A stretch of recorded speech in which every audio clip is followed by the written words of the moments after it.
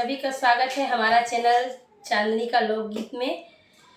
सभी को हमारे तरफ से प्रणाम, राधे राधे, जय श्री कृष्णा। गोड़ छुके गोड़ लगा तनी। तो गाइस, चैत का नमी आने वाला है तो हम लोग आपको एक देवी गीत सुनाने जा रहे हैं। अगर आपको गीत हमारा अच्छा लगा तो हमारी वीडियो को लाइक कमेंट शेयर कीजिएगा और चैनल को सब्सक्राइब जरूर कीजिएगा। कौन फुलवा